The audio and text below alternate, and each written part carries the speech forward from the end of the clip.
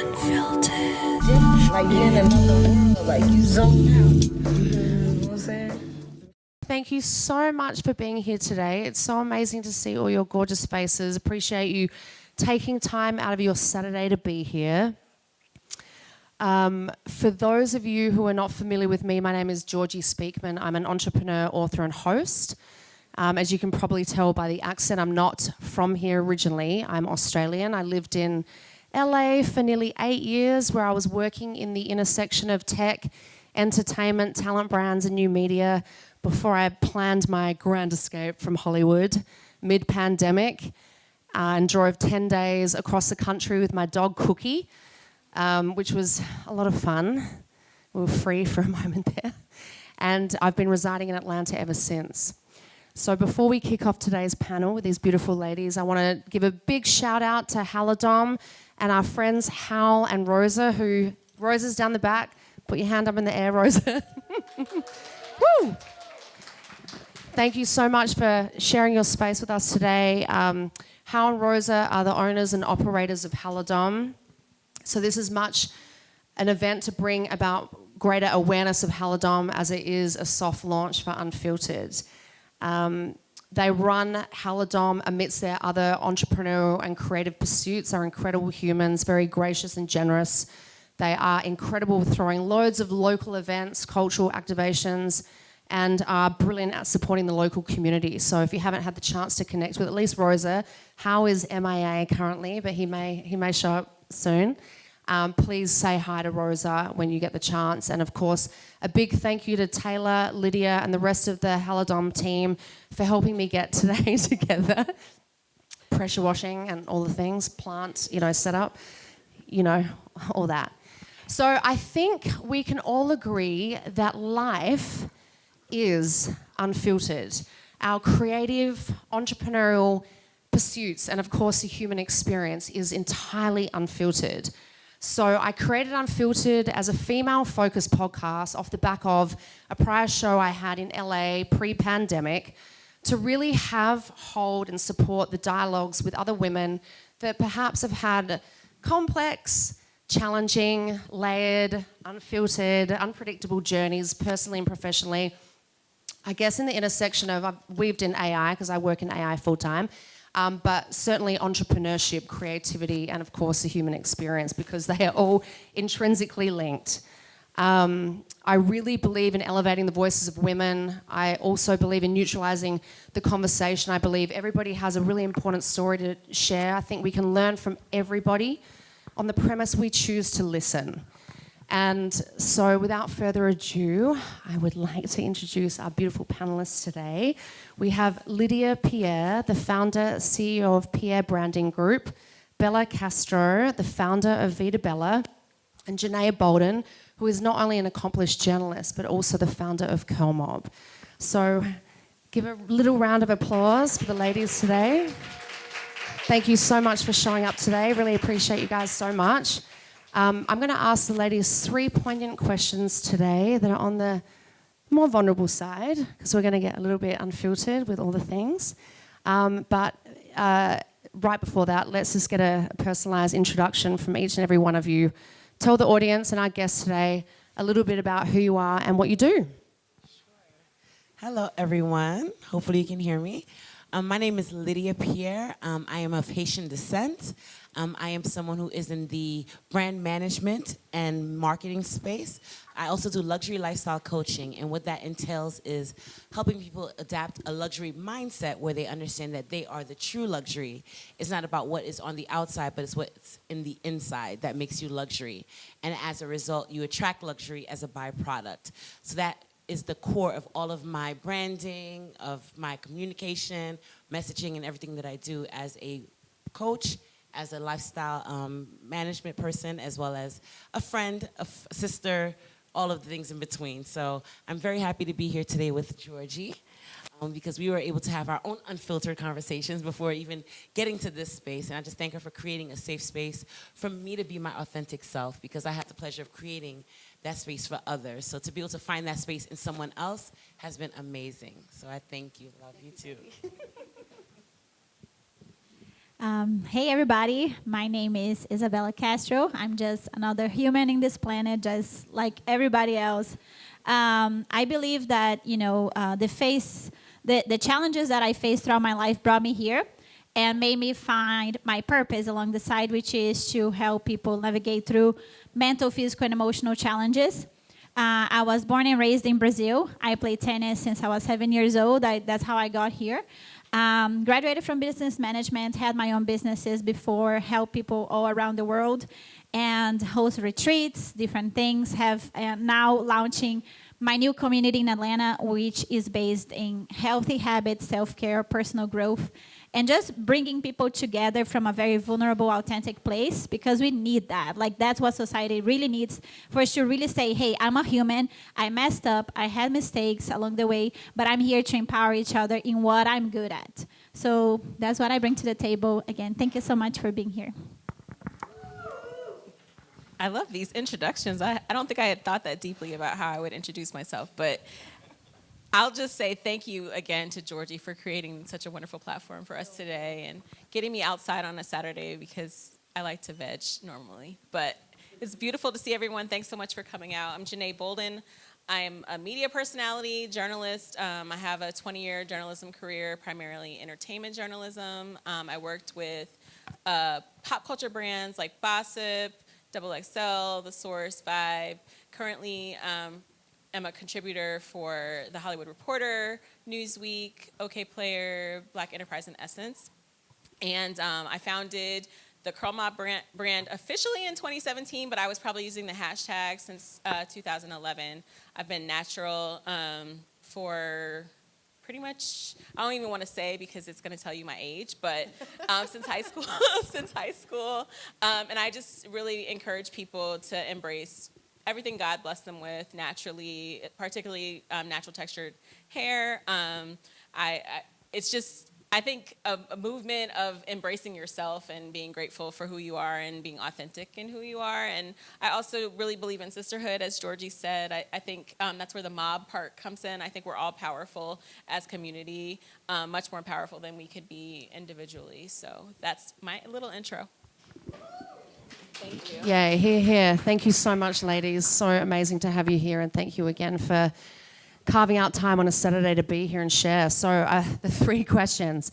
Number 1, fear. We love fear. It plays a huge role in our journeys as entrepreneurs, creatives, all the things that we do. I'm sure everyone here can relate to imposter syndrome, self-doubt, and all the things that get in the way of our own greatness at all times, in different ways, shapes, and forms. So how have you handled your relationship to and with fear in order to drive your mission forward? Lydia, you can take it away, honey. All right. Well, as far as fear, first of all, fuck fear. Amen. It's unfiltered, right? Unfiltered, right? Yes. So, Especially after the tequila. it took, right, 2 shots of tequila. It took a while for me to get to a space where I'm comfortable with what fear means, what it translates into, and what it pushes me to do.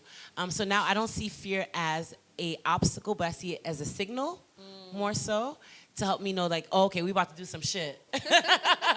Something about to go down, and you need to push past it to be able to get on the other side. So I know a lot of times you hear the saying that fear, there's nothing to fear but fear itself. I think that once you realize who you are and how you show up, you understand that there's nothing to fear but who you are on the other side of it, right? So it's a matter of getting to know yourself through the fear, whatever you're pushing through. That unknown that we're afraid of is really ourselves. And as long as we're willing to get to know ourselves in that new space, whether we evolve into a new person, a new personality, or just a new space overall, it's just being able to embrace that you're gonna not be the same after this. And being okay with that, because sometimes, although we are afraid of change, change is really good.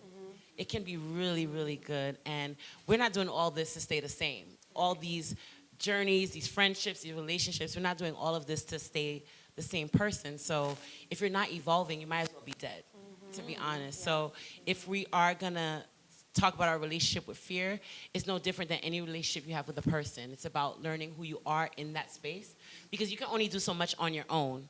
There's the rest of the evolving has to happen in the space of a relationship. And the relationship you have with fear is there to help you find out who you are in spite of all the things that you've been through and are going to go through and probably will never get through. But that's the beauty of it. So I'm learning to embrace fear and champion it and be able to just call it almost a friend. I find a friend in fear a little bit. So Fear is the little friend. it is a little friend of yours. The quicker you befriend it, the easier you move through it. Yes, absolutely. So it's just getting to know that friend a little bit better and seeing how I could grow from that relationship. Take it drinking. Absolutely. Take 2 shots too. Yes. Amazing. Thank you so much. That was beautiful.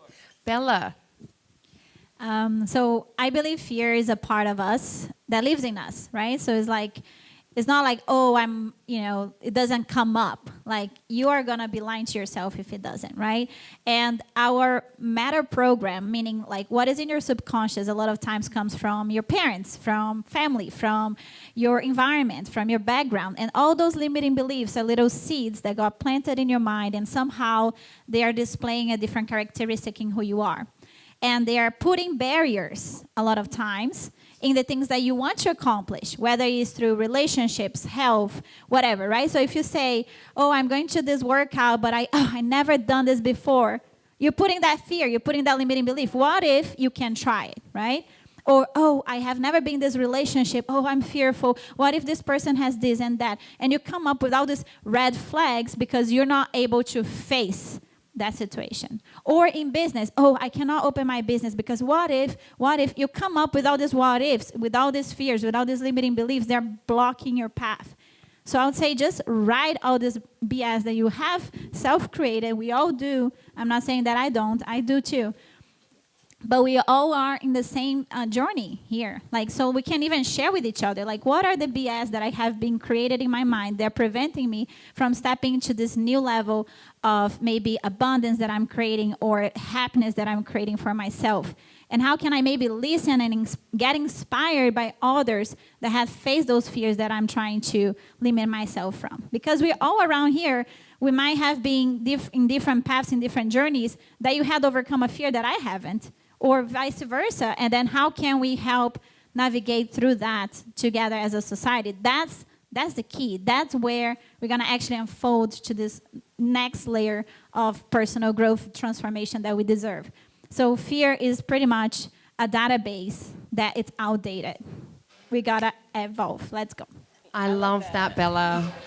Yeah, that was beautiful. Thank you, Janae. Before you chime in there, I just want to acknowledge that fear, it's really crazy in life. I just put out an episode recently between the love as a dichotomous nature. So we don't know love unless we know fear, and vice versa. We don't know dark without night, light. We don't know moon without sun, all the things. Good without, all the things, evil.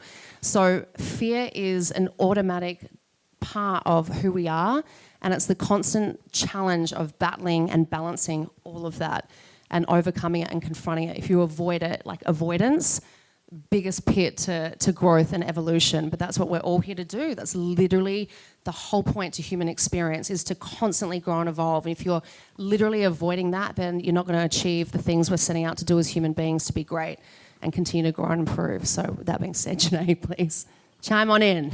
Okay, thanks.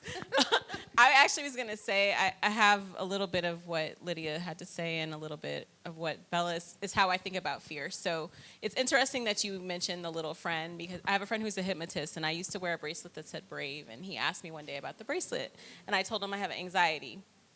And so when I look at this bracelet, it always reminds me, to be brave rather than to live in this space of fear. And I mentioned he's a hypnotist because I think it's something he was working on with his clients that have anxiety. And he told me that he would tell them, when you feel that anxiety coming, embrace it, give it a little hug, and then send it on its way. Just say, I don't need you right now. You're not what I need. I'm good without you. Thanks for checking in with me. I'm good. So I thought it was interesting that we all kind of see it in a similar way as this friend that is, you don't really bother with. But also what you were saying about your negative thoughts, I think we all have to kind of work on that. I find myself talking to my friends about it all the time, but even for myself, becoming a full-time entrepreneur recently was something I was initially going into very fearful, especially with the current job market. Everybody's talking about recession, depression, all those kind of things. And I decided day one of becoming a full-time entrepreneur, I can't worry about those things. That's not my reality. My reality is that this is a great change, is a great thing. Something wonderful is coming my way. What's intended for me is for me. And from day one, it was like positive thoughts only. I tell my friends, I tell everyone, speak only positive things over yourself, over your life. And that's the things that will manifest. Because the more that you speak this fear and you have these what ifs, that is how you manifest the what ifs, because whatever you're talking about and thinking about, that's the reality that actually comes about. If you're thinking something great is going to happen today, you're looking for that great thing that's going to happen, and it's actually going to happen. And there will be so many great things that you're going to be like, which was the great thing that I actually, brought about?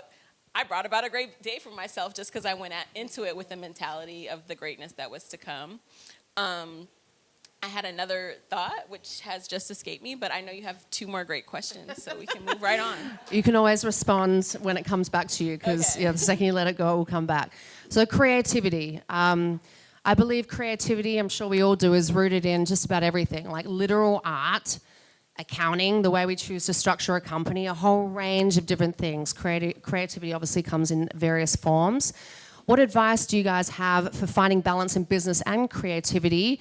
And how do you find refresh ways of injecting creativity in all you do amidst all these, busy, super busy, all-consuming times? Okay, I guess it starts with me. So I'm unique in that when I took my personality test, because I did take one, I actually am half administrative as well as half creative.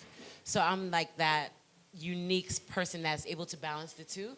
So I'm extremely good with processes and systems and putting together emails and all that stuff. But I also have a very, very creative side.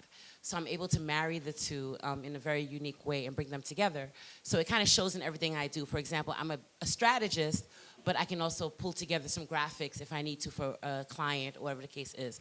Now, is that always a good thing? Not always, because the two sides battle themselves, or one tries to take over the other, or I can't really figure out which one needs to show up when. And also, it shows up in business in where my creative side can also, well, my strategic side can hinder my creative side, because it's trying to make me focus on strategies, processes, and I get stuck in that sometimes. I get stuck in strategies and processes, and sometimes you just need to go and just let yourself figure it out as you go and build the ship as you sail, essentially. So that's kind of interesting that those two sides of me fight each other. But when it comes to the balance, for those who may not have that dynamic that I have, I think it's a matter of really just allowing the creativity by creating a space for it. Like whether it's setting the mood or setting the tone or creating the environment or the atmosphere where your creative juices can actually flow. You have to make time for that. Just like you make time for yourself when it comes to relaxing or anything of the nature. You want to make time for the different sides of you so it could be able to feel comfortable when they come out. And in a corporate setting, if you're in a corporate setting where you have to be business-minded and be that boss or whatever, then you just make time for that as well. But I love the creative side of me because it's nothing like being able to be your authentic self and expressing yourself when you let yourself just kind of be in that. And if it takes 2 shots of tequila to do it. Or if it comes out in 2 in the effing morning, you got to just flow with it. You just got to flow with it, and that's what it is. It's a flow, and sometimes it takes a while to get into that flow. So figuring out your process is a big part of it. So it all goes back to learning yourself, taking time to spend time with yourself, figuring out who you are, what you like, what you don't like, and being brave enough to be able to express that in whatever way it comes out, and just owning it and embracing it. And that's the challenge I think we have as business professionals and as creatives, is that I think we know too much about ourselves because we've been there the entire time, so we have way too much information. And the thoughts that we have keep us back from letting ourselves be new or be refreshed. Because for you guys are just meeting me tonight, so I could just be whoever I want to be, and you guys are just going to go with it. But I've been here all my life. Like, I've known all my thoughts, all my fears, all the struggles I went through, all the things. So that imposter syndrome comes in and tries to kick my ass all the time. But I have to be willing to be like, you know what? I'm going to be who I want to be today. And if you guys think it's another personality, so what? I'm okay with it. Personality 256. It's all right. It's all right because that's the beauty of being human. You get to reinvent yourself and be new. And me being in the branding space, that's something I have to become acclimated with and also encourage my clients to do because you can't stay stagnant in this industry or in these businesses because there's always someone who's newer, who's fresher, who's smarter, who's younger, who's coming out with something that's more innovative, more idealistic, and more ethereal and all that stuff. So you have to be willing to just kind of switch it up at any given moment. And if you're not willing to embrace the new version of you over and over and over again, then you're going to get stuck. So when it comes to balancing that, it's just really just saying, fuck it and go with it at any Love given it. time. Fuck it and go with it, guys, is the thrill in here. Bella. I love that. Actually, what you said about flow and environment is so key. Because I'm going to say, like, when I am the most creative version of myself is when I'm in a thriving mode rather than a surviving mode. So a lot of times we're trying to create out of survival and nothing comes up and we're just like, why is it not coming up? It's like, yeah, you're literally trying to survive. Like, so I was like that last year. My whole last year was like survive. How can I create? How can I evolve? And I was just like stuck. And now that I'm finally coming back, I'm like, oh, all these ideas and creativity is flowing. It's like, yeah, you found your environment. You're safe. Now you can create, right? So like if you are, for whatever reason, experiencing a survival and you're trying to create, just don't do that. Try to first come from a thriving space where you're in abundance, and then you can come up from a better place. Another thing is like so important is understanding both of your masculine and feminine sides and how can they play a role in your creative side. Because they can help you create the structure and the flow of whatever you're creating and tying it back to your essence. Because we all have a tiny little piece of us that is so unique to us. And whenever you start to say, oh, I need to be this way because this person is being this way or this person. Like, no, embrace who you are and come up with like your creative side. So it's not about, and I love what you said, like adaptability, absolutely, but it has to become from in your space of evolution, not, oh, my friend is doing this, so I got to do it. Like, no, you got to do what it feels right 100% to you, and that's what's going to manifest in its beautiful form. So that's how I see creativity. And also, like a lot of my friends and family say I'm in La La Land or whatever. I am a lot of times because I'm so creative. Like, I don't know, I'm in a little delusional space. But guess what? Somehow it works, right? Somehow sure. The ideas make sense in somebody's mind. And then whenever the delusion becomes reality, they're like, oh, I see, so... You know what I'm saying? So be a little delusional, and it's okay. And love that delusional side of yourself. Embrace it. That's my tip. Yeah, and the most important takeaway there for me, at least, was literally just lean into you. Do not fight your individualism. We are all born, raised, all the things. We've become our own entities, our own thinking, breathing, living creatures. Lean into that. Don't ever try and be like anyone else. Learn from everybody, but just be you, 100%. I'm sorry, Georgie. Can you repeat the question? Yes. So I believe like creativity is rooted in all we do, like everything. The question really was, what advice do you have for finding balance in business and creativity? And how do you find refresh ways of injecting creativity in all that you do amidst those stressful, busy, all-consuming times? Yeah. So I believe that creativity requires rest. I think that you have to take time to not force yourself to be productive, and that's really hard because for me, I don't think anything gives me more joy than having a productive day. But at times you have to understand that in order to be at your best in terms of productivity, you have to be well rested. You have to make sure you're taking good care of yourself. As I said before, you have to be talking nice to yourself. You have to be treating yourself nicely.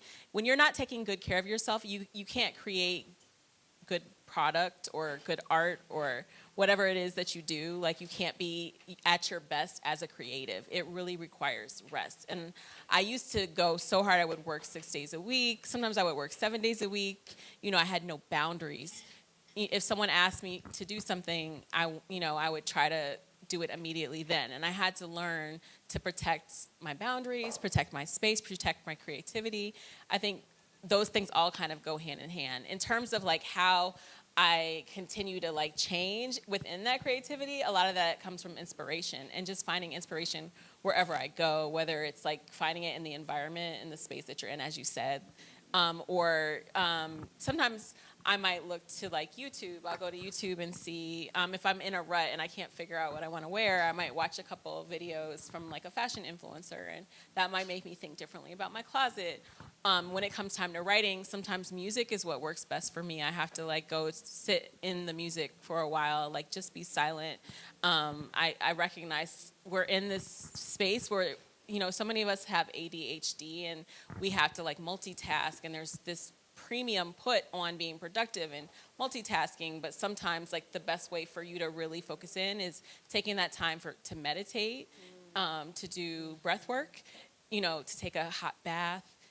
Those self-care things really help me to like just take the time that I need for myself, and often I find that's when my brain starts like actually working, and I'm like, oh wow, it really helped me to not turn the brain off, so I could really like churn out the ideas.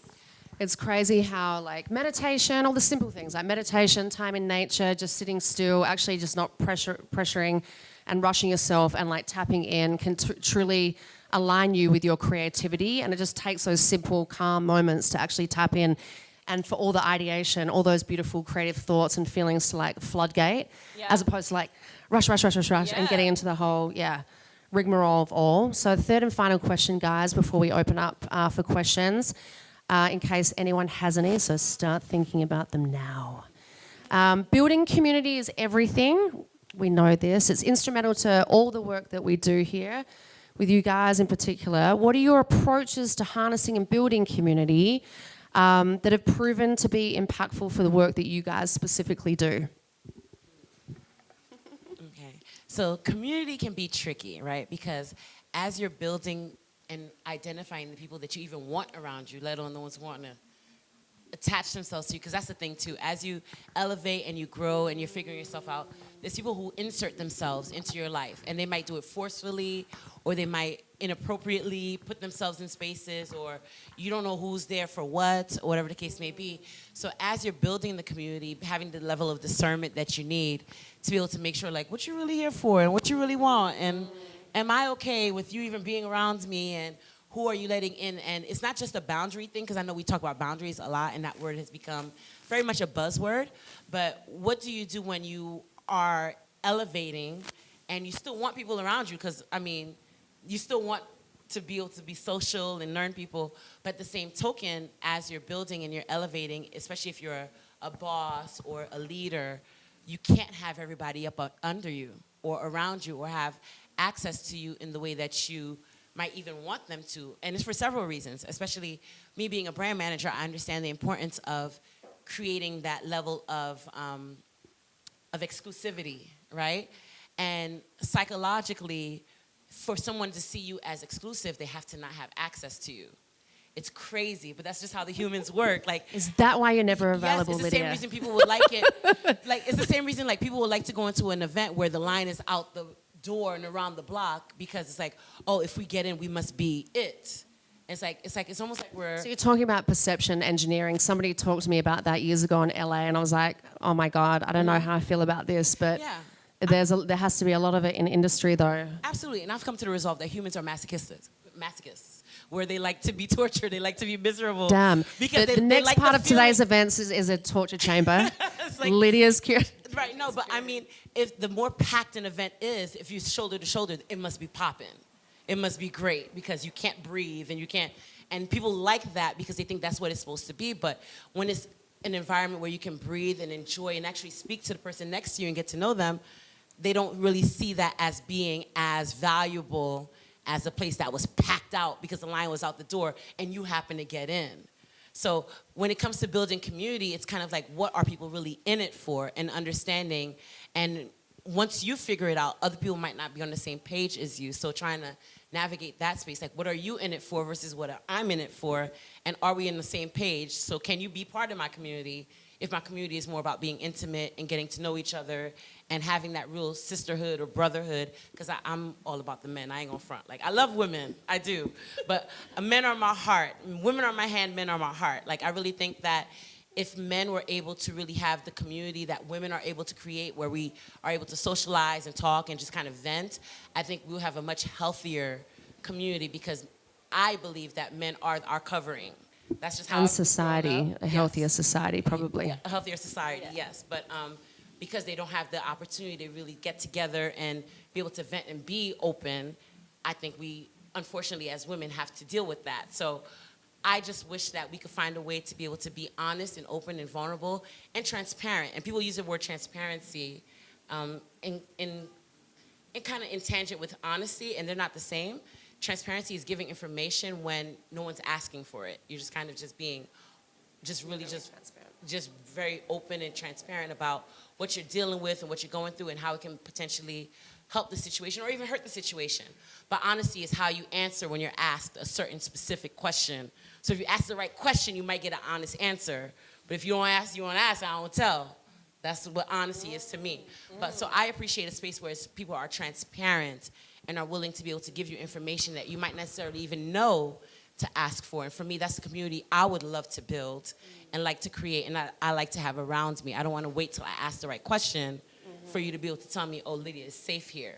I want to know it's safe here because you created that safe space, and because either you went through it or you're going through it, whatever the case may be, but you're just transparent. So the information you may have that I don't have, I can benefit from, and I don't know to ask the right question. So if I'm just waiting for Georgie to be honest with me, and I don't know what to even ask Georgie, I'm still fucked. So it's just creating a space where, a community where people are able to just be their whole selves and love themselves, flaws and all. I know we say it, but we don't really live it. We don't really believe it. We don't really just emanate it. So I just would love to be able to create a community or have access to a community where we could just really, truly be ourselves. So hopefully one of y'all can do it if I can't. Thank you for sharing. That was amazing. Yes, yes. Would you mind repeating the Yeah, question? of course. They did have the questions in advance. These are big questions, though, and especially when, you know, everyone's talking to them, it's a little bit overwhelming. But the question is all in relation to building community, because it's everything, especially in the work that you guys do. So what are your approaches to harnessing and building community that are, I guess, impactful, that have been proven to be impactful specifically for the work that you're doing? I believe in being 100% myself. Like, whatever. I say whatever I mean, you can come. I mean, I can be very transparent, very honest, no filter whatsoever. And I feel like people appreciate that because they see myself as somebody very approachable. Like, you can come to me and talk about absolutely anything, and I'll be open to talk about absolutely anything. And I believe in an all-inclusive environment. I was born and raised in Brazil, and like there we don't care about gender, color, whatever, right? Like, it doesn't really matter. We're in the environment with everybody. And I feel like here, at least my experience in Atlanta is very segregated. And I hate that personally. I'm like, why we're not all in the same environment 24/7? Why we're not bringing everybody together from different backgrounds, different ethnicities? We can all hang out and share our experiences as human beings, because we all go through very, very similar challenges, but we're not addressing them. And that's why we feel like, oh, I might be crazy because I'm going through this. Well, your neighbor might be going through the same exact thing, but you have never even talked with that neighbor. You probably just pass across them and not even say a good morning. So it's just like, a lot of times it's just like opening the space for people to be 100% themselves and say, yes, I messed it up, or yes, I'm great at this, or whatever. Like, you can be confident too. Why not say, yes, I'm good at this, and not feel guilty for saying that? You know, a lot of times we have to like diminish ourselves in spaces too. Like, no, I am great at this, and that's fine too. But I might be not great at this either. But like, that creates a lot of like, I feel like that goes back to self-awareness, right? Like, the more aware we are of ourselves and our current situation, the more we're able to also see other people's level of awareness and consciousness that can help us bring forth this environment where we're all open to each other, because we're all kind of some of the same thing. Like, we're not here, nobody's different than the other. We're just going through different bodies, but we're all humans, the same. Here, here, big time. Here, here. Yeah, it's really important to neutralize the conversation because often the most amazing conversations and when we learn the most is obviously through these vulnerable conversations, the most raw, honest, all the things. I love that. Thank you so much for sharing, babe. Janae. Yeah, I love that answer as well, Bella. I think the first thing that I wanted to say, though, is, like, how do you find your people, right? You have to kind of be intuitive. You have to listen to your gut. You have to listen to your nervous system.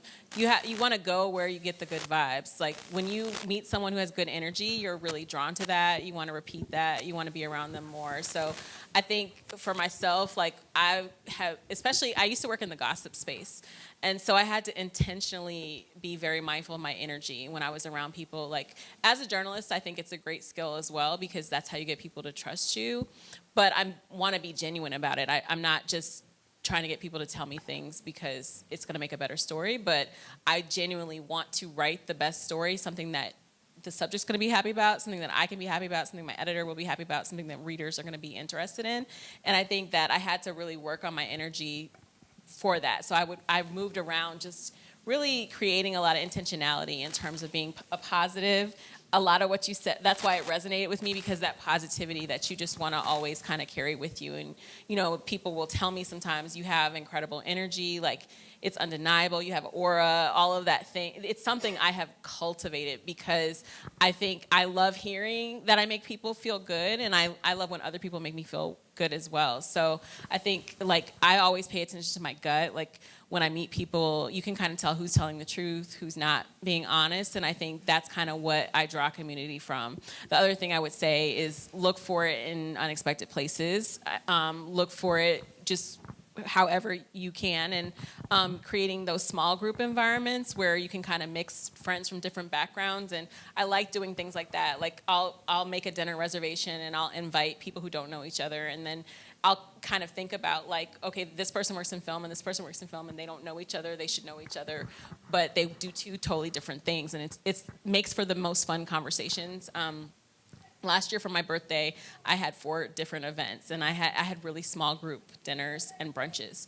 I was very tired. By the end of the weekend, I will probably never do this again, but it was so fulfilling for that time because I didn't want to stress out over a big event.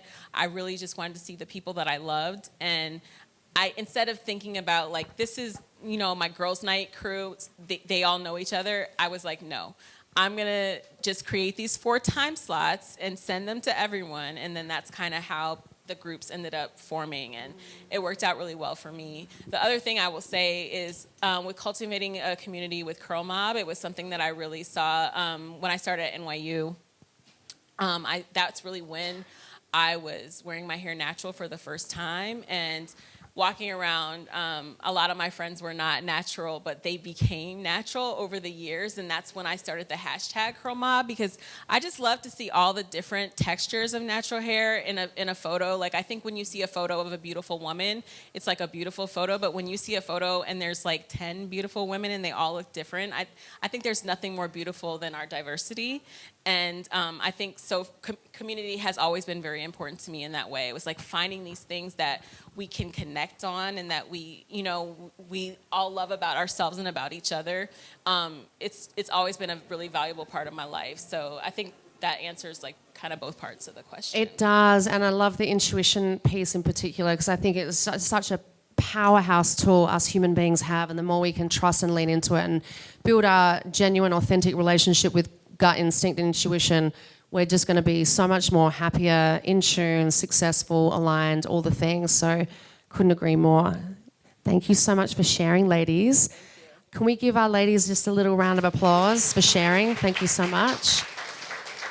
Definitely want to open up for questions in case anyone has any little questions for any of us.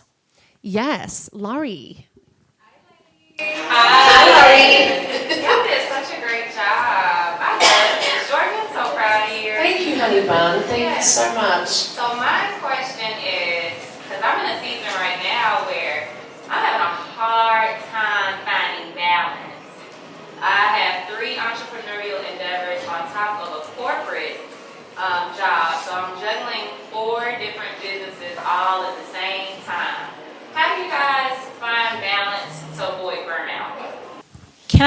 do you have a team or do you have people you can delegate to? You know what? That's a great question. And God finally blessed me with an assistant this week. On Monday she started.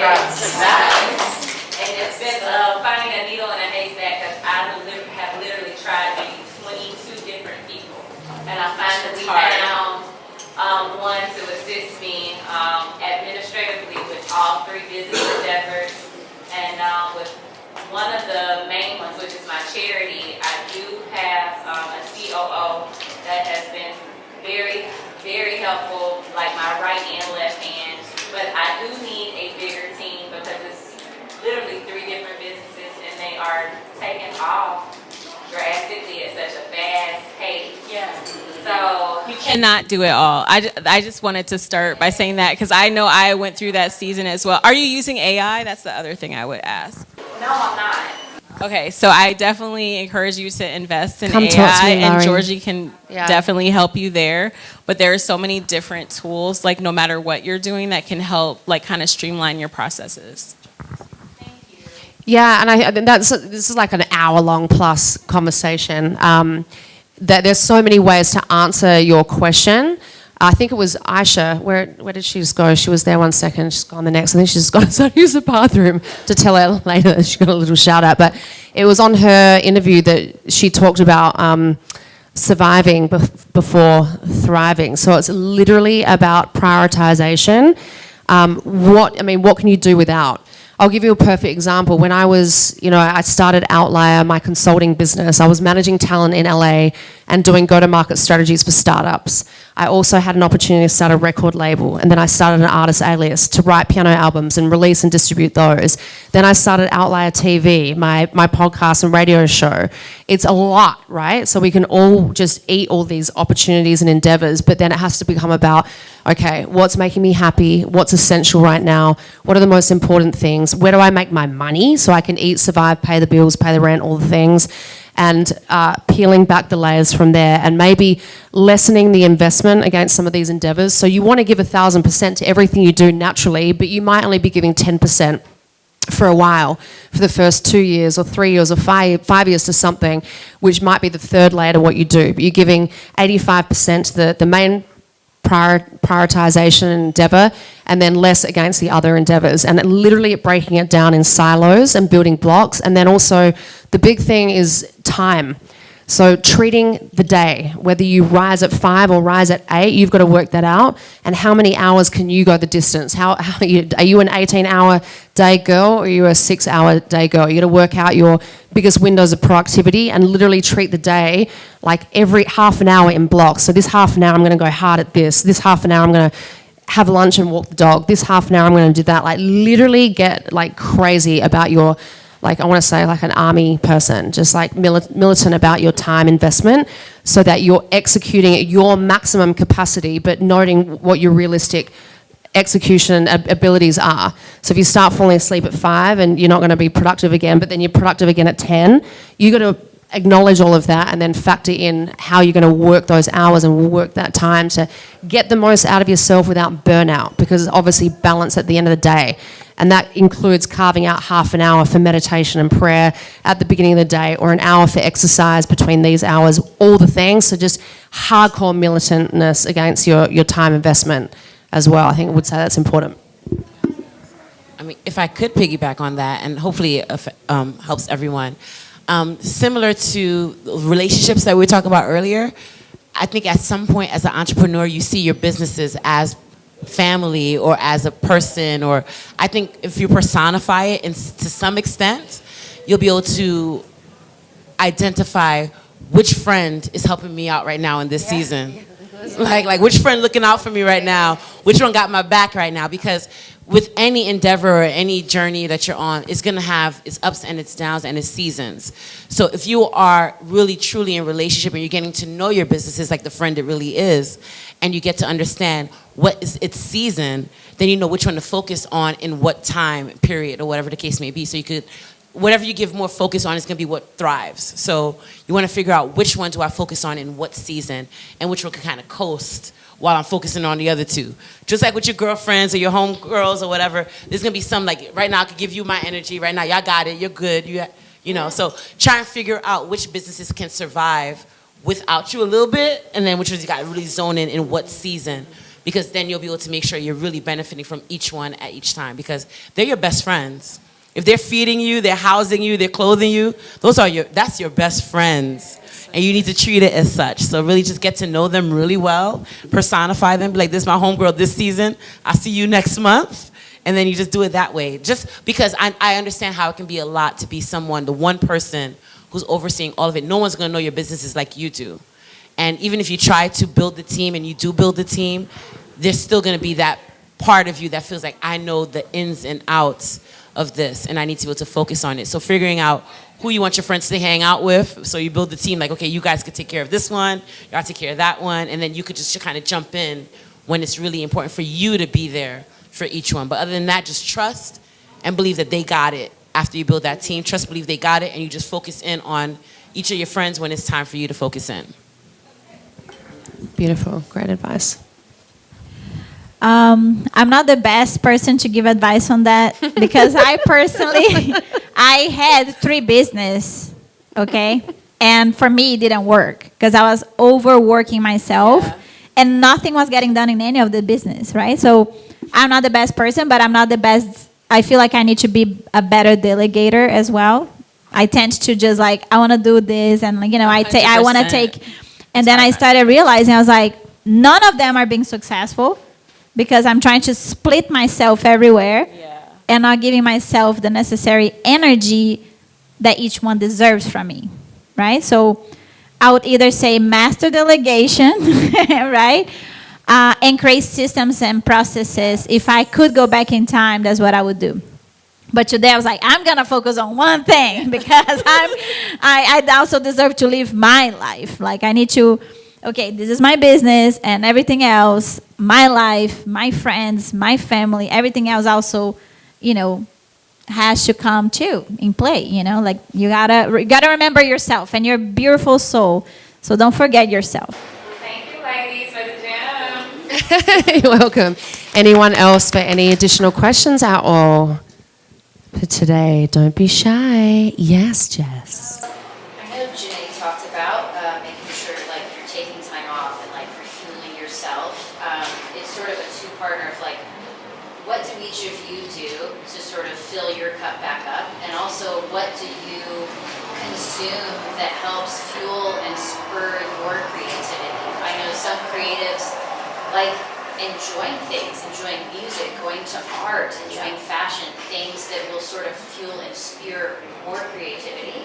Whereas I've spoken to some creatives that like, they might be a musician and they never listen to anyone else's music because they don't want something influencing what they do. So sort of how do you balance that, or what sort of things do you like to enjoy that sort of refuels you and gets your creative juices flowing? Well, I definitely, like I said, the self-care is like at the top of the list for me. And it's Hello, Taurus. I am a Taurus, indeed. So I make a whole thing out of it. So Saturday is typically self-care day, so I might get a facial. I do that once a month. I might get my nails done. All of those are like the little treats. Getting my hair done, all of those things. Every now and then it might be a massage, but I used to be that person that never took vacation time, which is crazy. Anyone who's actually working for someone else, if you are not taking your PTO, please take your PTO, because it does no good if it just expires. My best friend had to force me to start taking vacations and to not open the laptop while I was on vacation. So I think it's been a life lesson. It sounds like Bella and I are similar, where it's hard to like delegate things to other people. You always want to kind of be in control. But like for me, the self-care is like big on the top of the list. I think also Georgii said this, nature, walking the dog for me. So I have a 70-pound pit bull. Fletcher is his name. He's incredible. I don't have children. I have a son. He is a dog, but he's my son. and he needs his time. I walk him twice daily, mile-long walks, so he gets a lot of, he has so much energy, he needs that much walk. It's good for me too, good for my heart health, good for my mental health. And I like to do hikes, so we'll go through trails. We won't just keep it in the neighborhood. We'll try different places, Silver Comet, Beltline, all the different places. So thanks to Fletcher, I do get self-care in that way as well. Art's really important to me. I definitely like to go see what's new at the High Museum. If I'm in another city, I definitely want to check out an art exhibition. And fortunately, my job happens to be something that I enjoy. Watching films is one of my favorite activities, and I get to actually do that for a living as well. So that's a really exciting part about my job, and probably why I do not want to change careers anytime soon, because I can refuel my tank at the same time that I'm actually doing work. Music, playlisting, if I like you, love you, I will make you a playlist. That is my jam, and it really helps me get into a creative mode, and I do it for different things, like a vacation playlist, a breakup playlist. Listen, it's all helpful to me. That's my little list right there. Thank you for sharing. For me, I have my morning routine. Every single morning is like my thing. I gotta wake up, and instead of scrolling through my phone for an hour, I'm going to the gym, I'm working out, I'm stretching, I'm meditating. So that's my time with myself, but I also lead a class. So for me, it's also a way to empower other people in the morning, and doing that morning routine is definitely a way for me to connect with myself and feel purposeful and fulfilled right when I wake up. Also at night, I read and I write. I do journaling. I love journaling. I love thinking, getting my thoughts out of my head and writing them down. I just love reading too, because I feel like that's how I refresh my mind with different ideas and different things, everything about personal growth. I really, really love meditation. I feel like that's the best way. Every single person should meditate minimum 10 minutes a day, just because it helps you just unplug from the world and everything that is around you externally and connect inward. Just do a scan. How am I truly feeling, right? Because sometimes I have pain here, I have pain there, whatever is going on, and we're not even reassessing how we truly feel, an inner audit, if you know what I mean. So that helps me recalibrate and okay, am I going the right direction? Am I out of alignment or something? So that's how I shift myself. And nature time, for sure. Mm-hmm. I love being in nature. I don't like nature. I'm not touching no grass. Oh, no, Lydia, what is your sign? I'm Gemini. Oh, okay. I'll do it too, though. I do it when I want to socialize or whatever. I'll go on a hike or two with some friends or whatever. Don't mean I like it, but I'm going to push through. yeah, for the photos too, but I'll push through. But they know Lydia don't like this at all. So, but I'll go because I love them.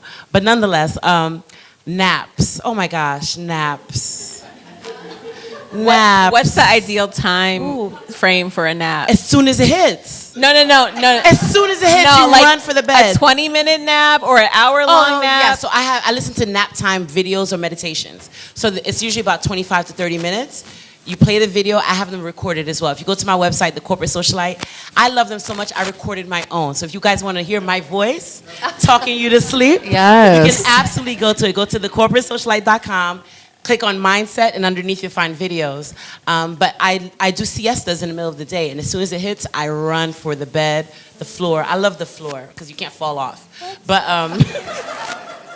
but I will take that nap and I'll let the audio play, and it literally does a nap time story and talks you to sleep and wakes you up in bird song. And I feel like I'm always in some kind of a vacation-y, iridescent, I don't know. It's just kind of it sets a beautiful tone for me. And to wake up with birds, and there's some that even affirm you when you wake up, and they help you to do affirmations as you wake up. So I just find that just resting, like you were saying earlier, is a great way. But those naps, baby, they are everything. So that's a great way to recharge. If you guys are not taking naps, remember when you were kids, those were I don't know why we fought it so much. now that we're adults, just like I didn't like broccoli when I was little, I love broccoli now.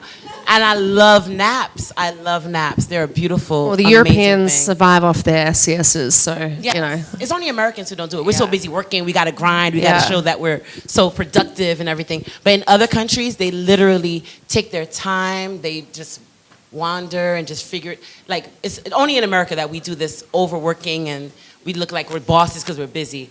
But take a nap. It'll help everything. Take a nap.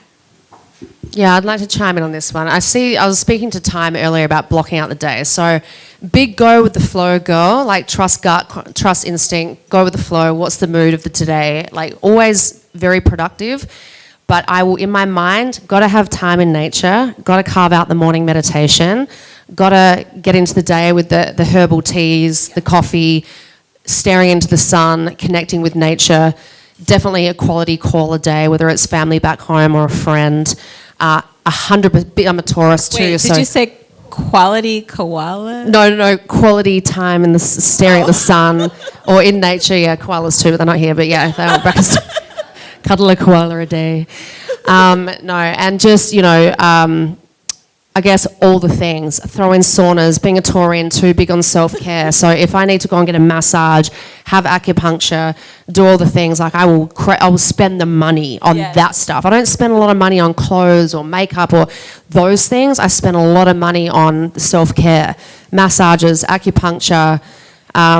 What are the other things? I can't think right now, but self-care-y things.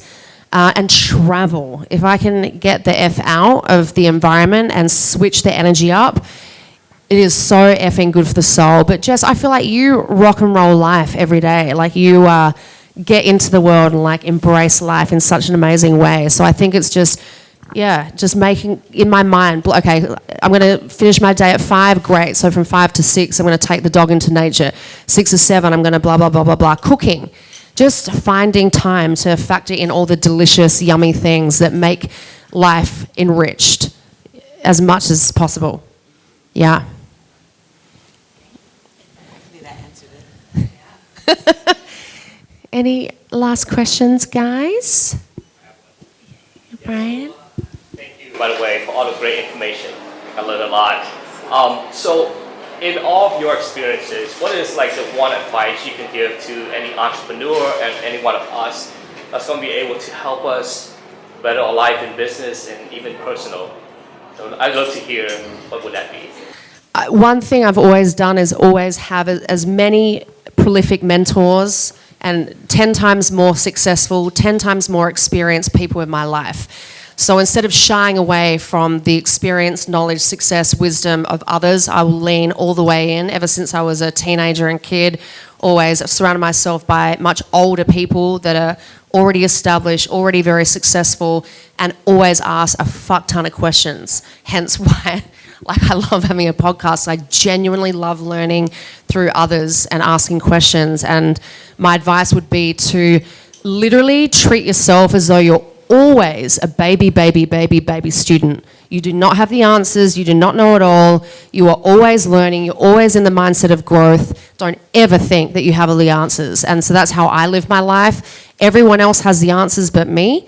And so I will always seek more clarity, more insights, more education, all the things. But generally, like from everybody, but if there are experts in industry like AI or whatever field we're in, go and seek out the experts and ask questions and learn. And that's how we grow and be better. I would say, to double tap on what Georgie is saying, definitely learn from other people's mistakes. They went through it for a reason. You tell them, thank you for your service. I ain't got to go through it because you went through it. Absolutely. Like if someone, yes. If someone says there was a hole there and they fell in it, they broke their leg, I'm gonna believe them, and I'm not gonna go through it. I don't have to. I don't need to experience it for myself. I don't need to see for myself. I don't need to see if it's really true. I believe you, and I'm gonna avoid it, dodge it as much as I can. So definitely mentors, coaches, all those things, therapists, everything that you can do to be able to get the cheat sheet or the cheat code to avoid those problems, definitely do it. And those things that you can't avoid, that you do learn from, give back to someone else and pour into someone else, because that positions you as a mentor. And there's nothing more fulfilling than being able to give back and be able to help someone else. Not to mention, you don't want to feel like you went through all that stuff in vain, right? So there must be a reason I'm going through the season that I'm going through right now, or the pain I'm enduring right now. I don't want it to be in vain. So giving back to someone else, just like someone poured into you, pour into someone else. And you'll find that not only does it position you as someone who is credible and reliable and an authority in your space and all that great stuff, but it's a great way for you to unpack and unload and feel like you're making a difference in society. So it's very fulfilling. So learn as much as you can from those who are before you, and give as much as you can to those that are coming behind you. I love that. Love. Yeah, I feel like whoever you surround yourself with definitely makes a difference. So those two things, but definitely prioritizing your well-being. Like, don't let yourself go. Like, remind yourself, like, I do need to eat. I do need to sleep.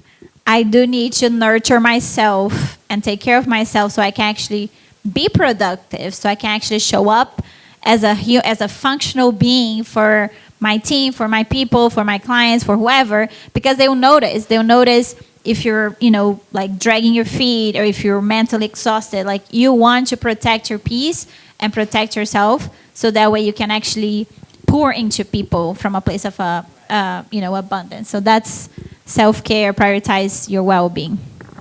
And I would say trust your gut. I'm going to always go to intuition first. And I also would say the journalism side of me would say use multiple sources. So if you're doing research on something, don't just stop at the first answer, but look and make sure by looking around and seeing multiple points of view.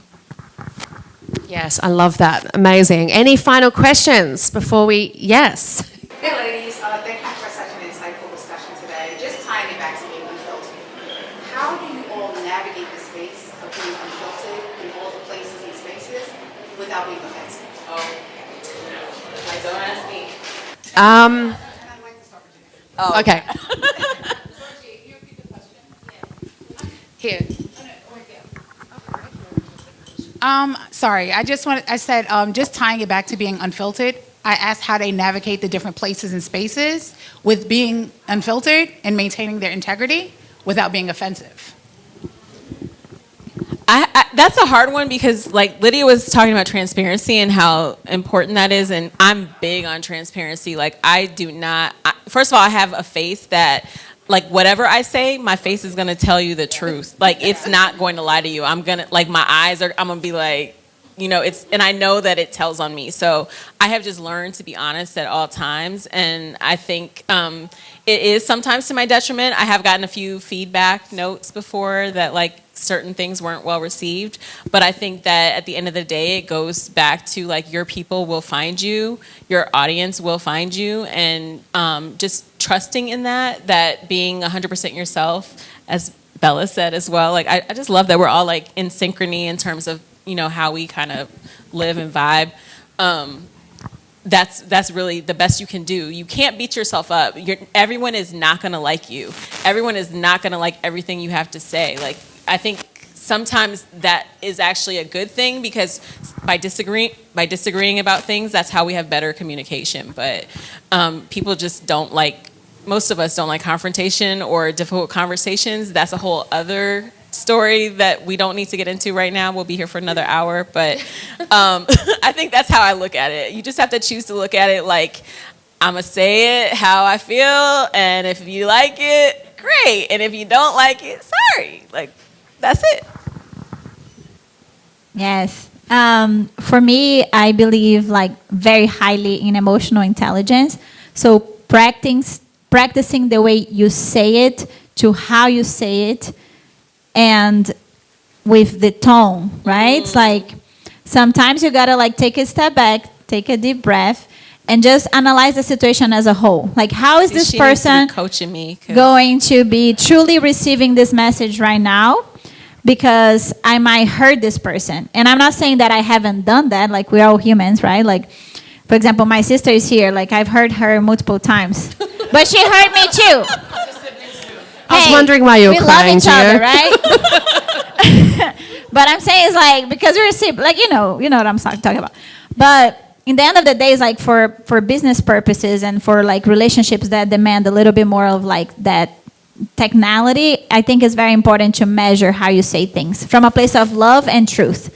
because it might, taken in a very different way. So you're just like, okay, from a place of sincerity, you start like really carefully picking the words that you use, the tone, and the composure that you can deliver that message. But first, analyze it. Because a lot of times it really demands that level of emotional intelligence. Yes. I guess my response is a combination of the two, in that you can't please everyone. And this is coming from a recovering people pleaser. I found myself sacrificing myself in order to make sure I said the right things or did the right things or didn't offend anyone at my detriment. So at the end of the day, it becomes, who do you care about more, yourself or the others? And I know in the world that we live in, you want to say you care about people more. But if we're being honest, without me, I can't even, how can I interact with anyone if I don't like me or love me or respect myself first? So I think it's a matter of learning how to respect yourself and carry that through all your conversations, and carry yourself and your words and your integrity in everything you say and do, how you appear, how you present, all that stuff. Will everyone like it? No. And you have to be okay with that, because you like yourself and you love yourself, and you will be okay with that as long as they respect you. I'll pick respect over love any day these days. Back in the day, I would have picked, I want people to like me and think I'm pretty and think I'm fun. But right now, the Lydia that you see before you, I pick respect over everything. You ain't gotta like me, but you're gonna respect me. Yeah. At the end of the day, you ain't gotta like anything I say or do, but you're gonna respect it, because it's my opinion, it's how I move, it's what I've learned, it's a mixture of my culture, of my dynamic, of my experience. Just like you're gonna have things that are a combination of a melting pot of things you've experienced and love and hate and all of that stuff. So respect over everything for me. So carry yourself with respect and make sure you respect yourself. I was raised to always carry myself with respect wherever I go, no matter what's happening. So as long as you're respecting yourself, I think it's gonna translate, where you're not gonna feel like you have to be this blunt, offensive person in order to get your point across, because you have self-respect. And because of your self-respect, you're gonna carry yourself a certain way. So whatever respect looks like for you personally, that's another personal story, and that's, like she said, that's another thing you can get into. But overall, I think, we all can say, when we respect yourself, there's a certain way that you want to present and carry yourself, no matter what the environment is, wherever the people are, wherever they're from. There's a level of self-respect that you'll carry yourself with. Beautiful. That was amazing. Thank you so much, ladies. Well, we can all work on a little bit more diplomacy. I've always run my life being a mean as you say as you do person. I have a rule, like whatever I can say behind someone's back, I can say to your effing face. Yeah. So very blunt, very direct. Aussies are very direct by nature. Is that a Taurus thing too? Yeah, it's also a Taurus thing. Like, we're bulls, so we're just gonna tell it like it is and speak the truth. I definitely respond better when I can have a more authentic, direct conversation. So I would prefer for someone to say to me, I don't like what you said there, I don't like what you did there, I don't like whatever. I'm gonna respect and appreciate that 1,000 times more than someone diddly-daddling off in the distance, not being fucking direct and straight to my face. So if you got a problem, come talk to my face. As my neighbours know, we've been going through a situation in our community, and we want resolution. We're going to do something about it. We're going to fight for what's right, and let's speak truth. And it's more that trajectory. But hey, to everyone's point here, you're not always going to, not everyone's going to like you. That's just a given. Like, whatever. That's typically the other person's problem, not your own. You want to have conscious awareness. You want to move ideally with grace and graciousness and self-awareness and respect for others. But there are times where you're just going to be blunt about stuff, and it can be a take or leave situation. But it's always just a process of growth, I think, and evolution, for sure. But we're gonna wrap it up here, guys. A couple of little admin-y things. There are 50 goodie bags on the table, so if you haven't grabbed a goodie bag yet, please do. Drinks are still available at the bar. We're going to kick on the music again. If you want a more illustrious cocktail, obviously you can grab one inside. And of course, Halidom is available for all the cuisines. We've got Indian, ice cream, Mexican, pizza, Japanese, seafood, all the things. So if you're hungry, go inside and grab a bite. But thank you again so much for being here. And last but not least, please scan the little barcode, like, subscribe. I'm terrible at this part. Like, subscribe, and what's the other one? Follow? Unfiltered, to stay tuned on all the things. Thank you so much, everyone, for being here today. Thank you so much, ladies. And I promised Appreciate the you. young lady outside that I would let her know. She dressed me with this jewelry. So check out Kumani Oster outside with her jewelry line as well. There's a lot of amazing vendors here. So I love what Halidom is creating with the marketplace and everything. It's a beautiful, beautiful experience. So definitely check it out. Shop, enjoy, drink, all the good stuff. I'm just gonna say that I put a little thing on the bag, which is a QR code, and it takes you to the launch party that I have next month. So love to see you guys there. It's gonna be May 17th from 12 to 4 p.m. in Chambly. It's a cool place there. And we're gonna do a talk, but we're gonna have food and also DJ, everybody dancing and have a great time. Okay? Thank you, everyone. Thank you. Much appreciated. Like you're in another world, like you zone out.